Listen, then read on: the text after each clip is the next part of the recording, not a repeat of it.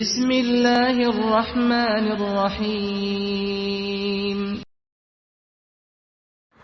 அஸ்ஸலாமு அலைக்கும் வரஹ்மத்துல்லாஹி வபரகாத்துஹு. மன்னரையே நமது வீடு. ஒருமுறை மன்னர் காலித் பின் அப்துல் அசீஸ் அவர்கள் பிரபல மார்க்க மேதை ஷேக் இப்னு உத்தைமின் அவர்களை வீடு தேடி வந்து சந்தித்தார். அவரது வீடு மிகவும் பழைய வீடாகவும் வசதி வாய்ப்புகள் குறைந்த வீடாகவும் இருப்பதை கண்டார். அதனால் மன்னர் அவர்கள், நான் உங்களுக்கு சகல வசதிகளுடனும் ஒரு புதிய வீடு கட்டித்தர உத்தரவிடுகிறேன் என்றார். அதற்கு ஷேக் அவர்கள், அல்லாஹ் உங்களுக்கு அருள் புரியட்டும், எங்களுக்கு புதிய வீடு வேண்டாம்.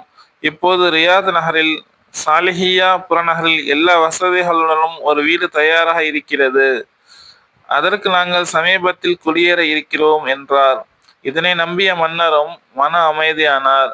மன்னன் காலித் அங்கிருந்து சென்ற பிறகு அவரது மாணவர்கள் ஷேக் இப்னு உத்தைமினிடம், ஷேக் அவர்களே, உங்களுக்கு சாலிஹியா பிரதேசத்தில் எந்த ஒரு புதிய வீடும் இன்னும் கட்டப்படவில்லையே, அப்படி ஒரு வீடு தயாராக இருப்பதாக எங்களுக்கு தெரியவில்லையே என்று வியப்புடன் கேட்டனர்.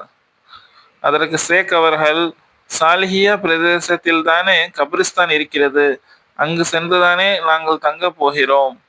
அந்த மன்னரை வீட்டை சகல வசதிகளும் உள்ள வீடாக மாற்றுவது தானே மிக நல்லது என்று பதில் கூறினார்கள். அஸ்ஸலாமு அலைக்கும் வரஹ்மத்துல்லாஹி வபரகாத்துஹு.